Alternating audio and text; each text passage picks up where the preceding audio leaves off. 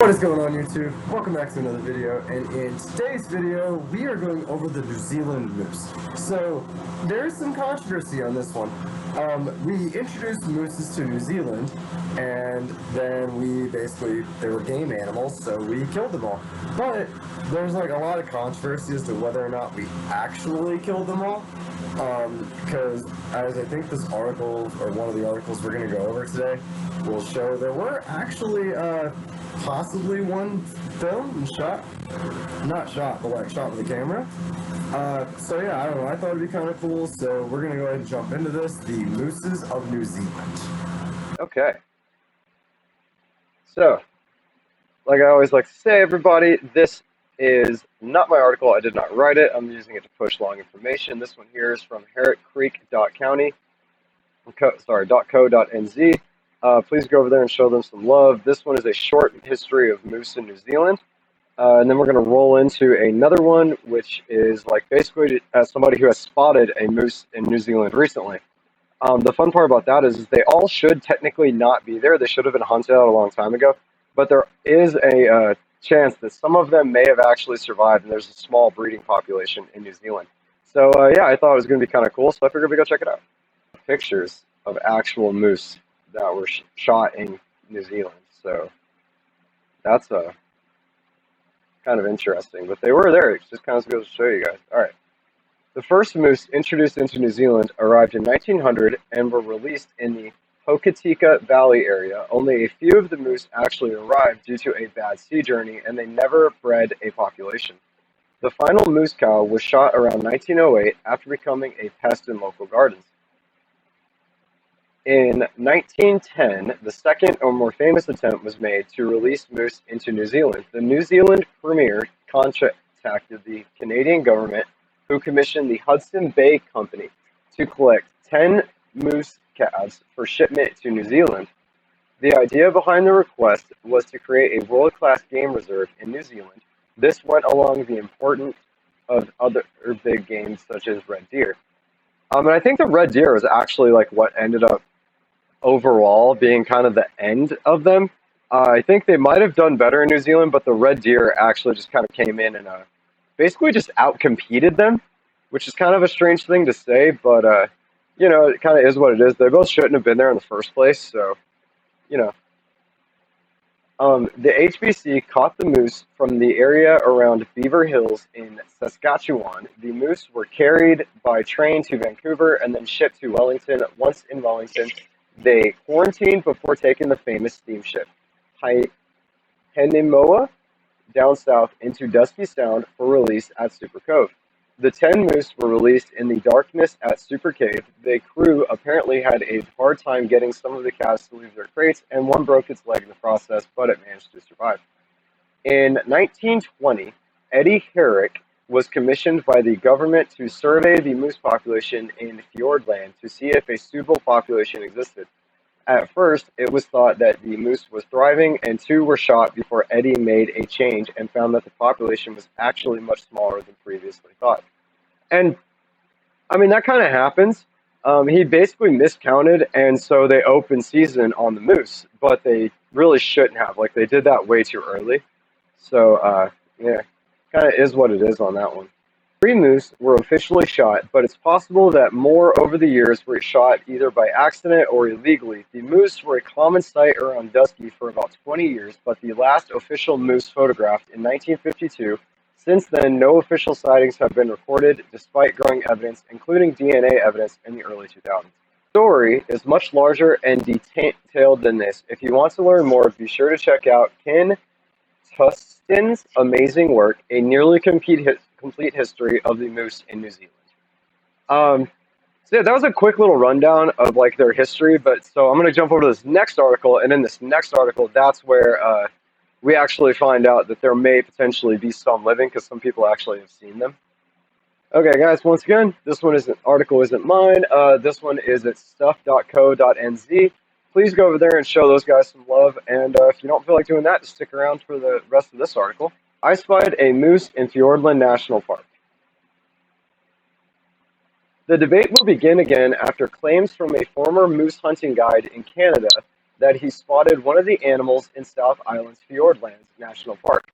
First released into the park in 1910, the last photographic evidence moose existed in the area was 1952, with many believing they had become extinct. However, there have been numerous unconfirmed sightings over the decades, and DNA evidence from 2001 and 2002 suggests they were still in the area at that time. Okay, so it's only 2022. I mean, there could realistically still be moose there. Um, and I'm really hoping that there is, but we're gonna find out.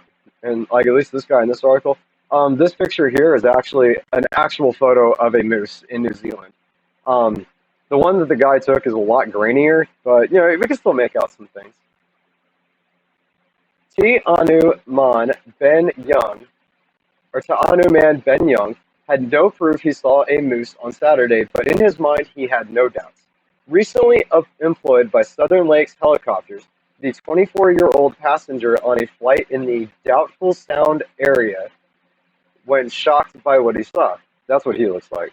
So, not an older guy. We were flying along a valley, and out of the corner of my eye, I spied a moose standing in a clearing.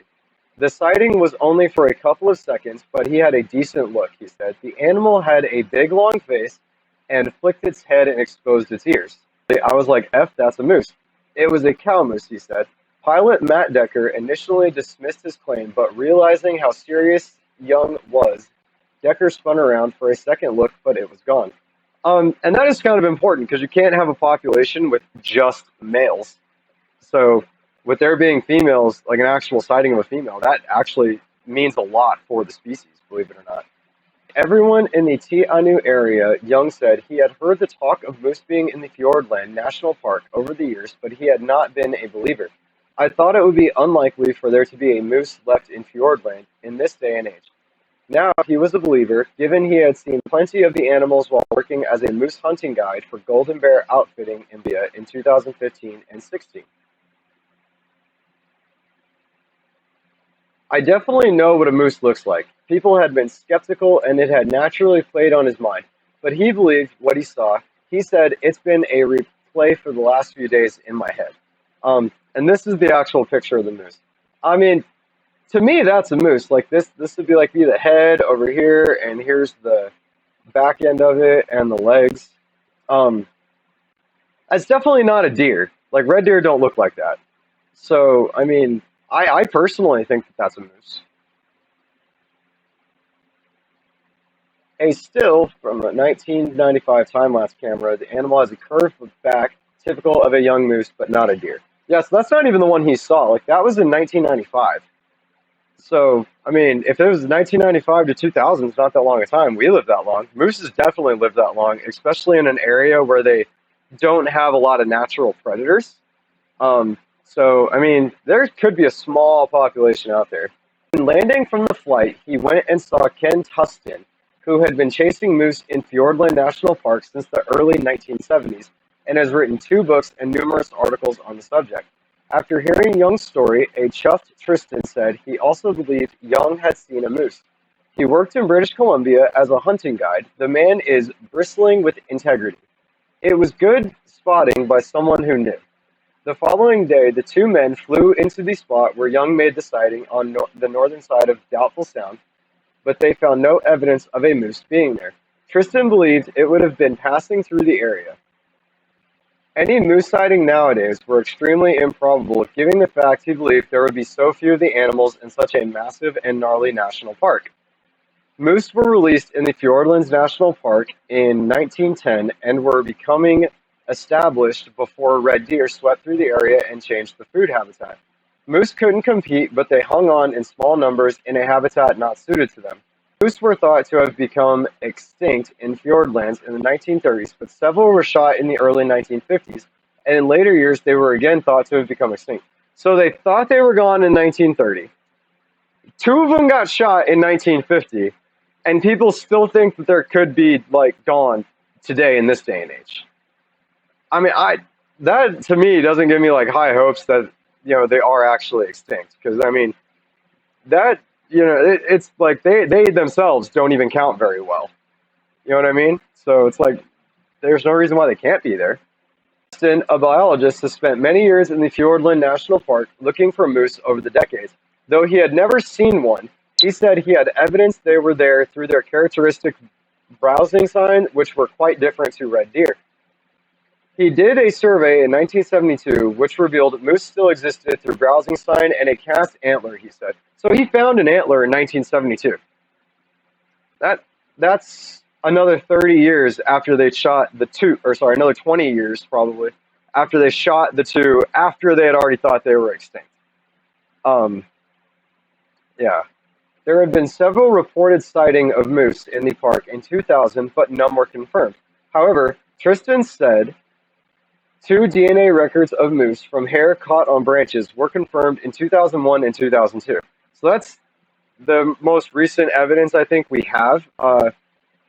That tells us there were living animals at that time. So I guess he actually got it checked. So he probably actually got it like DNA checked, and that's how he knew for sure that was a moose. So 2001, 2002, that's not that long ago. And if it was a male and a female, you can for sure have like more, moose out there. So I mean, maybe that's just what it is. Maybe it's just a very small population. The last time he saw a sign that moose still existed in the park was in 2015 when he again found browsing sign from that time, he said. However, there still remain many non-believers. A lot of people aren't willing to accept they are still out there. I think they could be. Honestly, New Zealand is giant, and you don't have to have a big population. As long as you have like just enough to maintain a population, they could probably hide for a very long time in New Zealand. So, I mean, yeah, I think that this is one that's still there for sure. Okay, guys, so that's mooses potentially still alive in New Zealand. I personally think that they are, but I'm really hoping that maybe there's actually a mounted thing to where people actually try and go and find them. That'd be really cool. It's also entirely possible maybe they were alive and they're not alive anymore, if that makes sense. But hey, you know what? Drop a comment down below with what you guys think. Also, please go ahead, hit that like button, hit that subscribe button, follow me on all my social media, and hit that notification bell so that way you never miss a video from me. Drop some comments down below with anything you'd like for me to see cover in the future, and I will see you guys in the next video.